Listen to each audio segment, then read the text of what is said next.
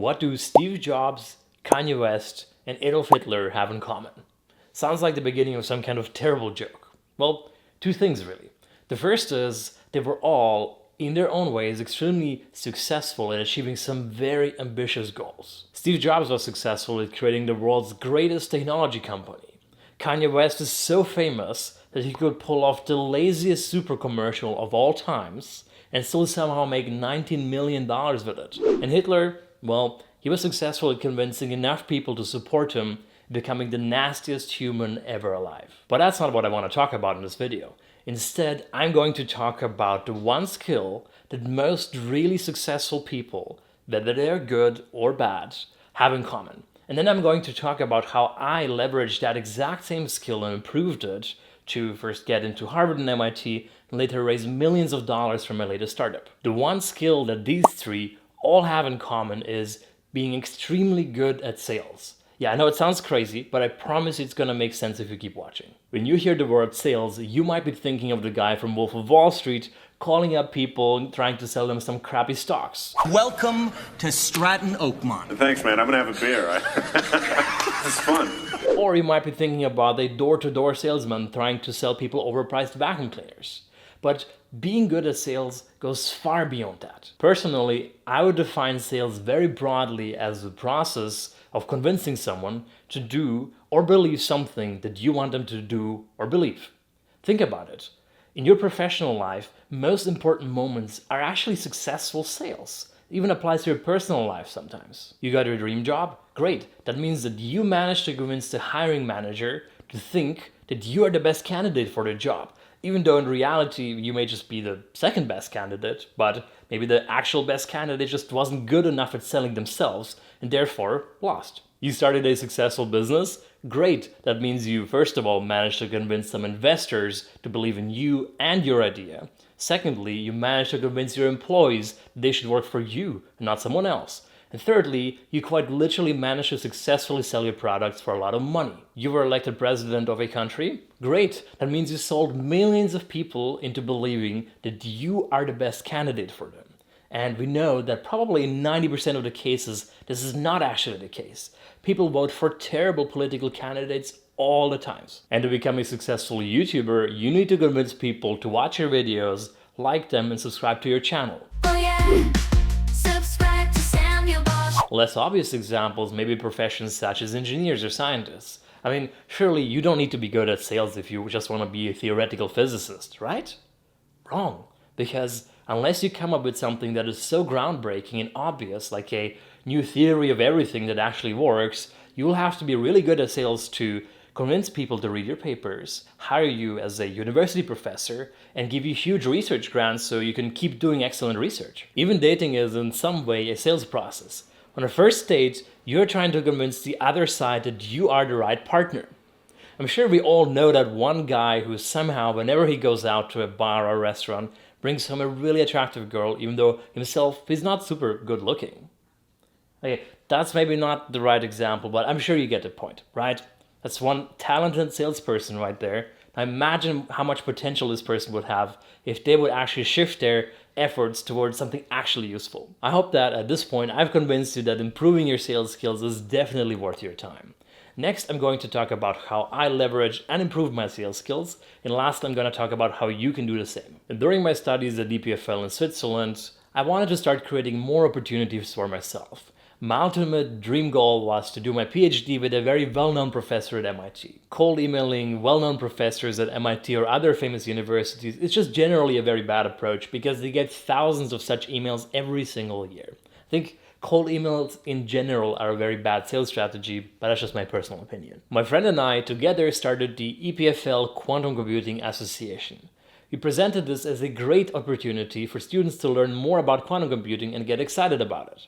But at the same time, it was also an amazing networking opportunity for us. As the president of the association, I had so much more legitimacy.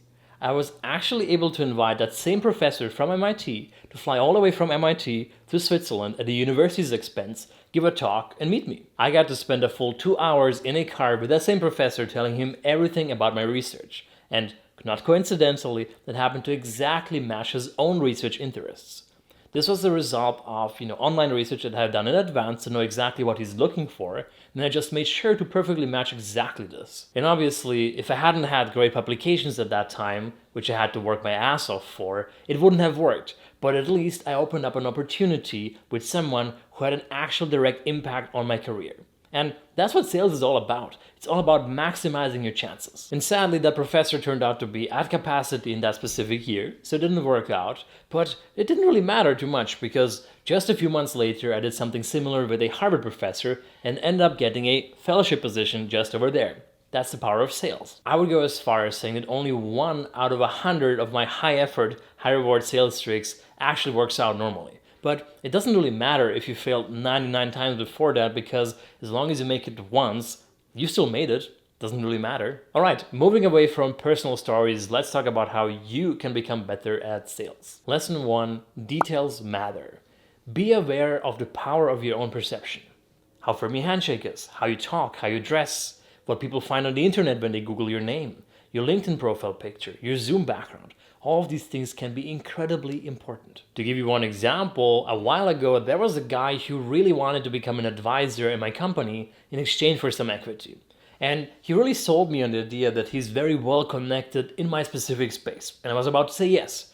However, one thing that stood out to me subconsciously just a little bit was that his Zoom background just didn't look very luxurious. Nothing wrong with that, obviously, but just based on how he presented himself, I would have assumed that he's very rich. So this made me doubt him just a little bit, and I started investigating further until I eventually figured out that he wasn't actually as what he tried to sell himself as. My colleagues used to laugh at me for taking this way too seriously because I actually invested in a quite expensive crystal chandelier hanging from the ceiling at the exact height to be visible in my Zoom background, and also bought an original art piece to make visible in the background. Now, my idea was that whenever I was in a sales call trying to sell my company's services to someone, they would subconsciously just assume that based on my background, I'm probably quite wealthy, which may be because my company is doing very well, which may mean that the services that I provide are actually quite good. Again, all of this is just subconscious, but details matter. Lesson 2, be more charismatic.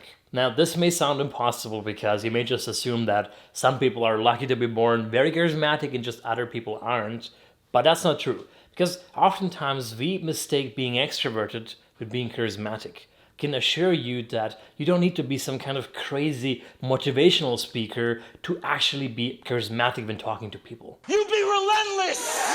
You be telephone fucking terrorist! There exist 4 different types of charisma.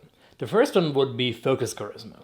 It means that when you speak to people, they feel like they're completely understood and you're completely with them. A good example of this would be Bill Clinton. The second one is visionary charisma. You inspire people and you get them to believe in some greater cause. Steve Jobs is a great example of this. And the third one is kindness charisma. You make people feel loved and happy and accepted. Think about the Dalai Lama, for example. And finally, number 4 is authority charisma. When you speak to people, you make them feel and believe that you have the power and authority to change their lives. So, how to choose your right type of charisma? Well, first of all, it depends on your personality. Secondly, on the situation that you're in. And thirdly, on the goals that you want to achieve. Now, you should obviously never go against your own personality, because it will be weird. And when you choose something based on the situation you're in and the objectives, whenever you're trying out something new, just make sure it's in a low-stakes situation, because as with almost everything in life, it takes a lot of practice. Personally, I think that I was very uncharismatic when I was younger, but I learned to become better over time, and it's still work in progress. If you're interested in this topic, I recommend the book The Charisma Myth by Olivia Cabane. Lesson 3, prepare for what matters. Now, a very severe example of bad sales are classical musicians, because in the first few years of learning to play an instrument, they get better and better, and people can actually notice this difference as long as they care about classical music. But after some point, they just get so good that these marginal improvements to their performance are really only noticeable to classical music's experts. But who cares about them? I mean, if you want to become a performer, you're not going to fill your concert hall with classical music experts. You have to appeal to the general audiences, to the general public. And if you just spend your time perfecting every single little detail, you're kind of missing out on what really matters, because you are an entertainer. So you should focus on entertaining people. Between sets, maybe you can tell him some stories about the history of the pieces, or maybe you can tell some jokes depending on your personality, or you can do something else to catch their attention. But since these two things matter, how good you are and how entertaining you are, you should allocate proportionate time to both of them, not just one side. Now, you may not be a classical music player, but the same principles apply to you as well. I'm sure you've interviewed at some point in your life for a job. Only about 70% of you getting that job depends on really your past experiences and your resume. The remaining 30% are really due to how you conduct yourself during the interview processes. Now, think about it. If 30% of getting your dream job depends on your interviewing skills, you should focus so much on this and allocate a huge amount of time on boosting your interviewing skills. You should get a coach to help you become better at it because it's so important. When I have sales calls with law firms for my current startup, I realize that only about 50% of the sales is how good my actual platform is. The remaining 50% really depend on how I present it and how I sell to them. When I prepare for sales meetings, I sometimes go as far as looking up people's personal social media pages to really get a complete picture and understanding of who they are and what they care about. And 99% of the information that I gather that way doesn't help me at all, but it's all about that 1% of information that helps me get that competitive edge to make a tip over from a not sale to an actual close deal. In conclusion, it's all about reverse engineering of where you want to get to and understanding what actually matters to get you there, and then allocating your time and efforts proportionally to what actually matters. In this video, I spoke about how important sales are and how relevant it is to present yourself in the best light possible. However, even though with good sales strategies, you can get further in life than just by relying on merit, it'll only get you this far. Because in the end of the day, if you can't back your sales by actual skills, it won't really help you that much. Like I said earlier in the example with the MIT professor that I wanted to convince to take me as a PhD candidate, all of the networking and all the sales wouldn't have actually helped if I hadn't published some great papers and worked so hard in the years before. And if you want to strengthen your own skills, I recommend Brilliant.org, who kindly agreed to sponsor this video.